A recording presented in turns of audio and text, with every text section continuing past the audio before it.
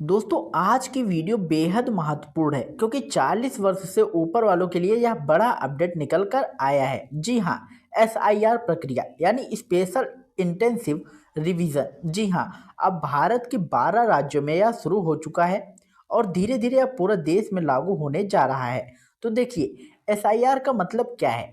इसका मतलब यह है कि मतदाता सूची की गहन पुनरीक्षण हो रहा है। जी हाँ, गहन निरीक्षण किया जा रहा है जिसमें जो गलत नाम होगा उसे हटाया जा रहा है, असली वोटर का नाम सही किया जा रहा है। जी हाँ, डुप्लीकेट, मृत या दूसरे राज्यों के वोटरों की जांच की जा रही है।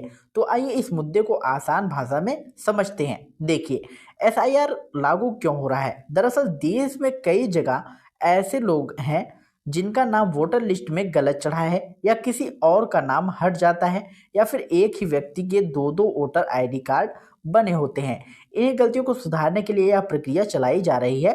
ठीक है ना? और अब सवाल आता है कि 40 प्लस यानी कि 40 वर्ष से ऊपर वालों को इसका असर क्यों है? तो देखिए, 40 वर्ष और उससे अधिक उम्र वालों को यह सुनिश्चित करना होगा कि उनका नाम वोटर लिस्ट में सही से दर्ज है, उम्र के हिसाब से उनके डॉक्यूमेंट्स पूरे हों, पहचान का सही प्रमाण, पते का सही प्रमाण उनके पास मौजूद हो। जी, बिल्कुल, यह सारी चीज़ें उनके लिए बेहद ज़रूरी हैं। अब एसआईआर प्रक्रिया में क्या होगा?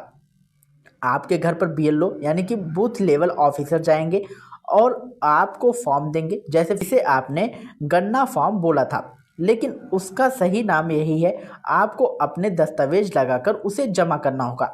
अब बात आती है दस्तावेजों की। पहचान के लिए आपको चाहिए voter ID card, Aadhaar card, passport, PAN card, school का प्रमाण पत्र और एड्रेस प्रूफ के लिए चाहिए आपको बिजली का बिल, बैंक पासबुक, पानी का bill, ration card, LIC policy या फिर कोई भी विश्वसनीय डॉक्यूमेंट्स।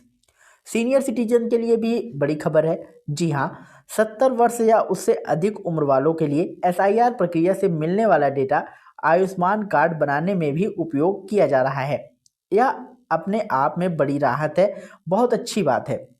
अब बड़ी गलतफहमी की बात कई लोग सोच रहे हैं कि क्या यह नागरिकता की जांच है? क्या यह कहीं एनआरसी जैसी प्रक्रिया तो नहीं? या अगर कागज नहीं हुआ तो नागरिकता खतरे में पड़ जाएगी? नहीं, यह प्रक्रिया सिर्फ वोटर लिस्ट को सुधारने के लिए चलाई गई है। लेकिन अगर डॉक्यूमेंट्स नहीं है तो मुश्किल जरूर होगा क्योंकि नाम आपका हट सकता है। अब बात करते हैं 1987 वाला नियम। ध्यान से समझिए, अगर आप 1987 से पहले भारत में पैदा हुए हैं तो कोई भी एक बड़ा डॉक्यूमेंट्स काफ़ी है, जैसे जन्म प्रमाण पत्र, पासपोर्ट, पुरानी रजिस्ट्री, कोर्ट का एफिडेविट, बैंक या पोस्ट ऑफिस का पुराना पासबुक। ये सब नागरिकता की पहचान साबित करते हैं। और 2003 की वोटर लिस्ट वालों के लिए भी बड़ी राहत यह है कि अगर आपके पिता, माँ, दादा दादी का नाम 2003 की वोटर लिस्ट में दर्ज है तो आपके दस्तावेजों का दबाव बहुत कम हो जाता है। जी हाँ, आपका आधार और 10वीं की मार्कशीट ही काफ़ी मानी जाएगी, ज़्यादा दिक्कत नहीं आती है। अब बात करते हैं एफिडेविट की। अगर आपके पास जन्म प्रमाण पत्र या पासपोर्ट नहीं है तो आप कोर्ट जाकर एफिडेविट बनवा सकते हैं। गवाह लगेंगे जो आपके गांव के रहने वाले होने चाहिए। उनके आधार नंबर, पिता का नाम और मोबाइल नंबर जरूरी होंगे। जी हाँ, यह सब लगाकर 10 से 15 दिनों के भीतर वैध जन्म प्रमाण पत्र बनकर तैयार हो जाता है। अब सवाल है, मौका कब तक का है? तो एसआईआर प्रक्रिया अभी चल ही रही है। नवंबर, दिसंबर, जनवरी, फरवरी, मतलब आपके पास 3 से 4 महीने का समय है। अगर आपने डॉक्यूमेंट्स अभी ठीक कर लिए तो आपका नाम जुड़ भी जाएगा और बचा भी रहेगा। अब कई लोग पूछते हैं कि अगर फॉर्म नहीं भरा तो क्या होगा? तो देखिए, बीएलओ आपके घर जरूर आएगा। अगर आप फॉर्म नहीं भरेंगे, दस्तावेज नहीं लगाएंगे तो चुनाव आयोग आपका नाम लिस्ट से हटा सकता है। बिहार और असम में हजारों लोगों के साथ ऐसा हो चुका है। किसी दलाल के चक्कर में बिल्कुल मत पड़िए, सीधे एसडीएम कार्यालय जाइए, सही डॉक्यूमेंट्स बनवाइए, एडवोकेट के माध्यम से एफिडेविट करवाइए। नकली या गलत कागज बनवाना अपराध है और भविष्य में बहुत बड़ी परेशानी बन सकती है।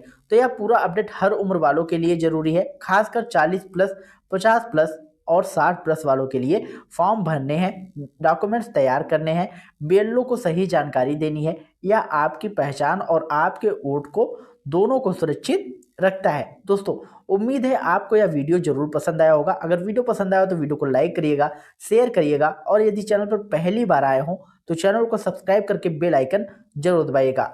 मिलते हैं अगली वीडियो में नई अपडेट के साथ। तब तक के लिए जय हिंद, जय भारत।